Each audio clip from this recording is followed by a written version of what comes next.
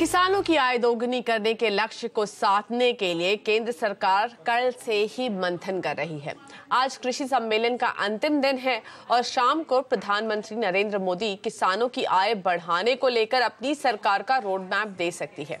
माना यह जा रहा है कि एग्री एक्सपोर्ट बढ़ाने और इंपोर्ट पर सख्ती करके सरकार अपने किसानों के हितों की रक्षा कर सकती है। आमतौर पर नीतिगत फैसलों से भी किसानों का नुकसान होता रहा है। सरकार ने उद्योग, किसान संगठनों और कृषि एक्सपर्ट से सुझाव भी मांगे हैं। हम लगातार इस पर नजर बनाए हुए हैं, लेकिन कुछ सवाल जस के तस इस वक्त दिखाई दे रहे हैं। क्या खेती की लागत घटा पाएगी सरकार? सिर्फ एमएसपी बढ़ाने से कैसे बढ़ेगी किसानों की आय? खेती से जुड़े कारोबार और कंपनियां तो फायदे में रहती हैं, भला किसानों को फायदा क्यों नहीं हो पाता? और सबसे अहम बात यह कि पॉलिसी बनाने में खुद किसानों की कितनी सुनती है सरकार, क्योंकि आमतौर पर किसानों को उनकी उपज का दाम मिलता नहीं है। वहीं दूसरी ओर महंगाई भी कम नहीं हो रही। ऐसे में ना तो किसानों को फायदा हो रहा है और ना ही आप और हम आम जनता को राहत मिल पा रही है। प्याज, टमाटर, भिंडी या तमाम सब्जियों के दाम किसानों को बेहद कम भाव पर बेचने पड़ रहे हैं। अपने उत्पादन से भी कम भाव पर वो बेच पा रहे हैं, लेकिन कंज्यूमर को ये कई गुना ऊपर के भाव पर मिल रहा है। दाल के किसानों की बात करें तो अभी तक उनका भाव मिला नहीं है, लेकिन आप और हम जो भाव दे रहे हैं वो अब भी काफी ऊपर बना हुआ है।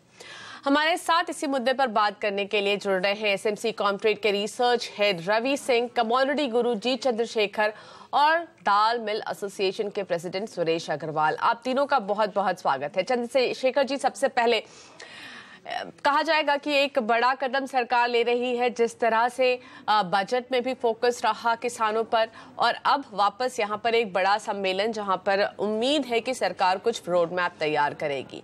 लेकिन किसानों की आमदनी बढ़ाने पर फोकस जरूर है। सरकार 2022 तक के लिए रोड मैप ला सकती है।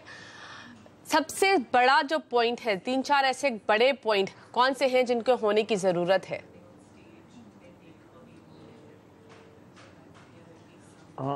सबसे पहला बात यह है कि सरकार का 4 साल होने के बाद ऐसा एक मीटिंग बुलाया गया है। इसका मतलब है कि इस 4 साल में इस सरकार ने क्या बोलूं, ज़्यादा कुछ योजनाएं नहीं बनाई। ज़्यादा हमारा जो समस्या है कृषि क्षेत्र का, उसके बारे में उन्होंने ज़्यादा समझा ही नहीं। तो ये हमारा देश में काफ़ी समस्याएं हैं। ये समस्याएं कई दशकों से चलते आ रही है और मैं समझता हूं कि कई लोग इस समस्या का समाधान क्या है, सॉल्यूशन क्या है, उसके बारे में समझते हैं। उसके बारे में काफ़ी चर्चा हुआ है, उसके बारे में काफ़ी लिखा हुआ है रिपोर्ट।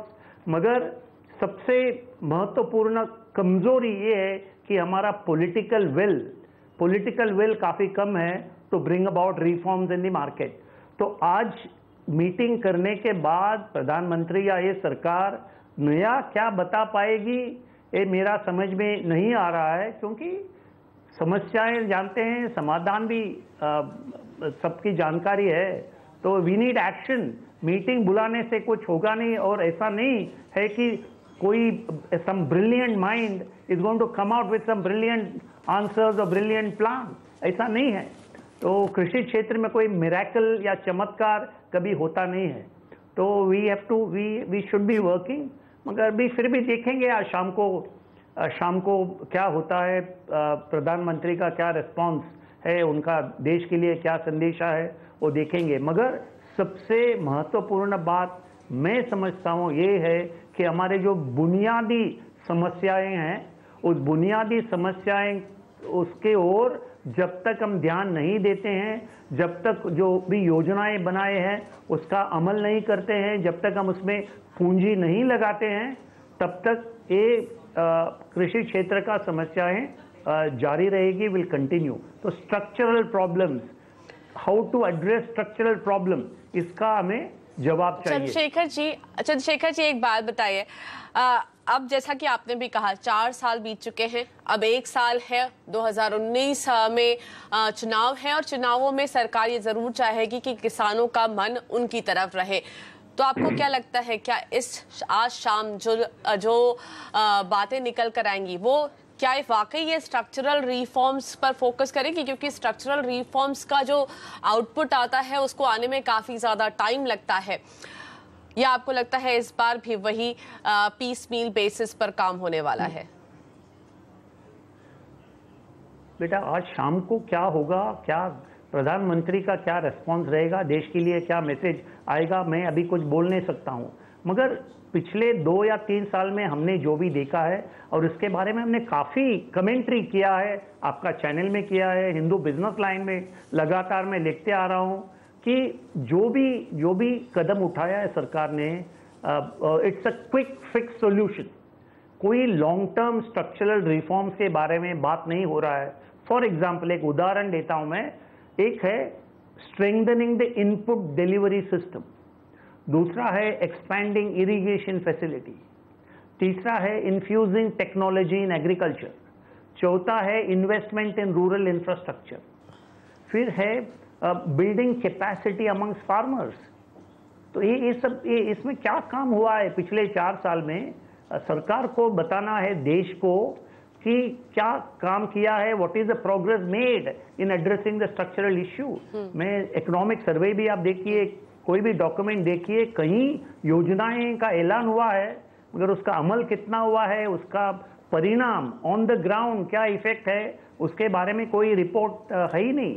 तो मैं समझता हूँ if I go by the experience of last 4 years, तो आज का मीटिंग जो है और एक मीटिंग होगा, एक डॉक्यूमेंट तैयार होगा, एक प्लान होगा, मगर political will, implementation is a की। तो उसके बारे में ही चर्चा होना चाहिए आज। बिल्कुल बिल्कुल, काफी सारे ऐलान हुए हैं, जैसा कि चंद्रशेखर जी कह रहे हैं, सॉइल रिपोर्ट कार्ड की बात हो या फिर इंश्योरेंस की बात हो, लेकिन अब दलील ये है कि फॉरेन ट्रेड के जरिए सरकार किसानों को फायदा पहुंचा सकती है। सुरेश जी, आपसे समझना चाहूंगी, दाल के किसानों को तो अब तक कोई खास राहत मिल नहीं पाई है, ऐसे में विदेशी व्यापार में क्या कुछ करने की जरूरत है? देखिए, विदेशी व्यापार में बार बार सरकार को सलाह दी जा रही है, बार बार हर हफ्ते पत्र दिए जा रहे हैं स्पीड पोस्ट के माध्यम से, और उनके जवाब भी आ रहे हैं। मगर दिक्कत क्या हो रही है कि सरकार, जैसा भी हमारे चंद्रशेखर भाई ने कहा कि 4 साल में कोई निर्णय नहीं हुआ, इसमें हम सहमत हैं कि 4 साल पहले जो विचार करना चाहिए वो आज हो रहा है, और आज भी हो रहा तो देर से आए दुरुस्त आए। सबसे पहले सरकार की प्राथमिकता है किसानों की आय बढ़ाना, और उसमें अभी कोई पॉजिटिव परिणाम नहीं आए। हमने कहा ऑस्ट्रेलिया ने चना बहुत बोया है, कनाडा मसूर बहुत बोती है, तो बहरीन से जो माल को इनको जनवरी 2016 में बंद करना था और 17 में इन्होंने 4 अक्टूबर को बैंड किया, तुअर को 4 अक्टूबर को बैंड किया। तो ये जो आयात पे इन्होंने निर्णय लिए, काफी लेट लिए, उनको तुरंत देने की जरूरत है। आज एक चीज आयात में और पेंडिंग रखी हुई है सरकार ने कि 2 लाख टन मूंग आ सकता है, 3 लाख टन तुअर उड़द आ सकता है, तो इसको भी अभी इनको बंद करने की आवश्यकता है। और इसी के साथ एक कदम पे सरकार ने अभी तक बिल्कुल ध्यान नहीं दिया, 0% है कि गवर्नमेंट के पास पिछले साल का 15-16 लाख टन माल स्टॉक है सरकारी एजेंसियों में, और अभी करंट में भी खरीदी चालू है। तो इन सब माल को इंडिया के बाहर बेचना चाहिए, जिससे सरकार का घाटा कम हो, और देश में जो अधिक उत्पादन हुआ है वो माल पाकिस्तान, बांग्लादेश, श्रीलंका, अन्य मुल्कों में जा सके। जब ये माल अगर हम 25 लाख टन अगर बाहर भेजेंगे, सरकारी जो परचेस किया हुआ है सरकार के गोदाम में है जी, तो यहाँ पर किसानों जी बिल्कुल। तो मतलब जो वो प्रोक्योरमेंट कर चुके हैं उसको भारतीय बाजार में डंप करने से बेहतर ये है कि वो बाहर के बाजारों में जाए, जिससे बेहतर कीमत सरकार को भी मिले। लेकिन चंद्रशेखर जी, इस तरह की इंपोर्ट एक्सपोर्ट पॉलिसी क्या वाजिब है? क्योंकि बहुत सारे ट्रेड एग्रीमेंट्स भी होते हैं, किसानों को क्या वाकई इन कदमों से फायदा हो सकेगा? इसके बारे में मैंने पिछले हफ्ते बात की थी, दिल्ली में मैं था, और जो पल्सस कॉन्क्लेव में I spoke, I made 2 presentation. एक था मेरा एक्सपोर्ट अपॉर्चुनिटीज फॉर पल्सस, जिसमें मैंने सबसे पहले ये बताया कि सरकार का लक्ष्य है, अभी हमारा एक्सपोर्ट एग्रीकल्चर कमोडिटी एक्सपोर्ट का मूल्य है $30 बिलियन, उनको ये $100 बिलियन करना है। क्या ये मुमकिन है? मैं समझता हूँ मुमकिन है मगर काफ़ी मुश्किल है, क्योंकि हमारा पास जेन्युइन एक्सपोर्ट सरप्लस जो कहा जाता है काफ़ी कम है। जेन्युइन एक्सपोर्ट सरप्लस शायद बासमती चावल में है या कॉटन, रॉ कॉटन में हमारा एक्सपोर्ट सरप्लस है, या मरीन प्रोडक्ट्स में है। तो इन आइटम्स में हमें स्पाइसेस में होगा तो इनमें जेन्युइन एक्सपोर्ट सरप्लस है। बाकी कहीं एग्रीकल्चर कमोडिटीज में हमारा जेन्युइन एक्सपोर्ट सरप्लस नहीं है। This is number 1। नंबर 2, खास करके दलहन के बारे में मेरा प्रेजेंटेशन में मैंने कहा था कि भारत सरकार का कई देशों का साथ बाइलैटरल मल्टीलैटरल ट्रेड एग्रीमेंट है, कॉम्प्रिहेंसिव इकोनॉमिक कोऑपरेशन एग्रीमेंट है, खास करके South Asia and South East Asia.